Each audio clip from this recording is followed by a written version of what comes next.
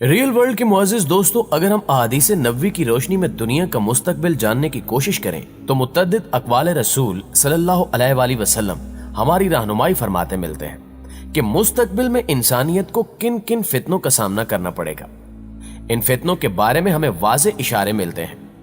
انہی فتنوں میں سے ایک فتنہ دجال بھی ہے۔ آپ صلی اللہ علیہ وآلہ وسلم نے فرمایا کہ تمام انبیاء کرام نے اپنی اپنی امت کو دجال کے شر سے بچنے کے لیے خدا سے پناہ مانگنے کی تلقین کی ہے۔ دوستو، دجال اور اس کے خروج سے متعلق احادیث میں ترکی یعنی قسطنطنیہ کا ذکر بھی متعدد بار ملتا ہے۔ آج کی ویڈیو میں ہم جاننے کی کوشش کریں گے کہ دجال اور ترکی کا آپس میں کیا تعلق ہے اور آپ صلی اللہ علیہ وآلہ وسلم نے ترکی سے متعلق کیا پیشگوئی کی تھی۔ دوستو، دجال کی آمد کے بارے میں جس حدیث کا حوالہ دیا جاتا ہے وہ جناب حضرت ابو ہریرہ رضی اللہ تعالی عنہ سے روایت ہے کہ آپ صلی اللہ علیہ وآلہ وسلم نے فرمایا کہ جب تک اہل روم اماک اور دابق میں پڑاؤ نہیں ڈال لیتے تب تک قیامت نہیں آئے گی۔ اماک اور دابق ملک شام میں واقع ہیں۔ جب مدینے سے ایک لشکر ان کے مقابلے کے لیے پہنچے گا تو رومی کہیں گے کہ تم ہمارے اور ان کے بیچ میں مت آؤ کیونکہ یہ اپنے دین سے پھر چکے ہیں۔ تو جواب میں مسلمان کہیں گے کہ خدا کی قسم، ہم اپنے مسلمان بھائیوں کو تمہارے سامنے بے یار و مددگار نہیں چھوڑیں گے۔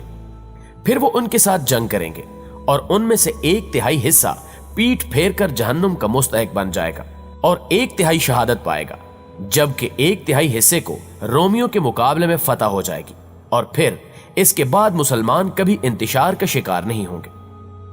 آپ صلی اللہ علیہ وآلہ وسلم نے مزید فرمایا کہ پھر مسلمان قسطنطنیہ کو فتح کریں گے۔ فتح کرنے کے بعد جب مسلمان مال غنیمت سمیٹنے میں مصروف ہوں گے تب شیطان جھوٹی آواز بلند کرے گا کہ تمہارے گھروں میں دجال داخل ہو چکا ہے۔ جب مسلمان یہ سن کر واپس اپنے گھروں کی جانب پلٹیں گے تو اس دوران دجال کا نزول حقیقت میں ہو چکا ہوگا۔ آپ صلی اللہ علیہ وآلہ وسلم نے فرمایا کہ دجال مشرق کی زمین میں ہے اور وہاں سے وہ خروج کرے گا، جس کو آج خراسان کہا جاتا ہے، جو قدیم ایران کا حصہ ہوا کرتا تھا۔ آپ صلی اللہ علیہ وآلہ وسلم نے فرمایا کہ بیت المقدس کی آبادی مدینے میں خرابی کا پیش خیمہ ثابت ہوگی اور مدینے کی خرابی جنگوں کا سبب بنے گی اور جنگوں کا اختتام قسطنطنیہ کی فتح پر ہوگا۔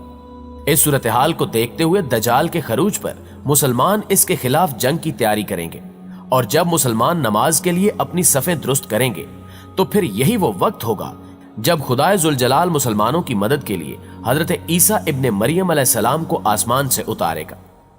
دجال حضرت عیسیٰ ابن مریم کو دیکھ کر پانی میں نمک کی طرح گھلنے لگے گا، یعنی شدید خوف میں مبتلا ہو جائے گا۔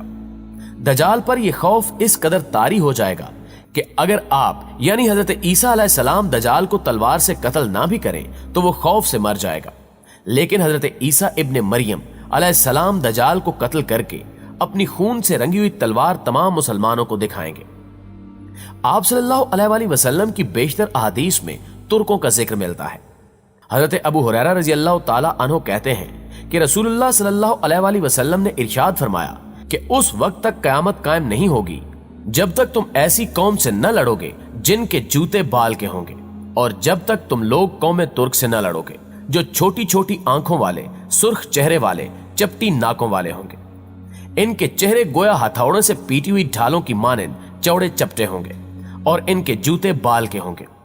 رسول اللہ صلی اللہ علیہ وآلہ وسلم نے ایک اور حدیث میں فرمایا کہ مدینے کو عمدہ حالت میں چھوڑ دیا جائے گا، حتیٰ کہ نوبت یہ ہو جائے گی کہ ایک کتا یا بھیڑیا مسجد میں داخل ہوگا اور کسی ستون یا ممبر پر پیشاب کرے گا۔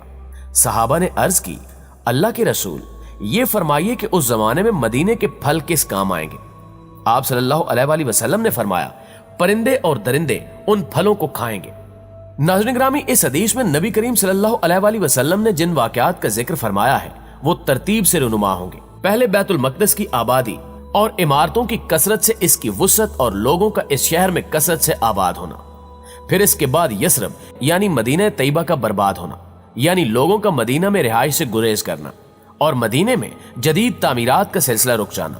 یہ تمام چیزیں آج مدینے میں ظاہر ہو رہی ہیں۔ لوگ بتدریج وہاں کم ہو رہے ہیں اور آبادی میں اضافے کا سلسلہ رک چکا ہے۔ مدینے کے باشندوں کی ایک بڑی تعداد آہستہ آہستہ وہاں سے دوسرے شہروں میں منتقل ہو رہی ہے۔ سیدنا ابو ہریرہ رضی اللہ تعالی عنہ سے روایت ہے کہ رسول اللہ صلی اللہ علیہ وآلہ وسلم نے فرمایا، تم نے ایک شہر کے متعلق سنا ہے کہ اس کی ایک جانب خشکی ہے اور ایک جانب سمندر ہے۔ صحابہ نے کہا ہاں اے اللہ کے رسول صلی اللہ علیہ وآلہ وسلم۔ آپ صلی اللہ علیہ وآلہ وسلم نے فرمایا اس وقت تک قیامت قائم نہیں ہوگی جب تک بنو اسحاق کے 70,000 لوگ اس کو فتح نہ کر لیں۔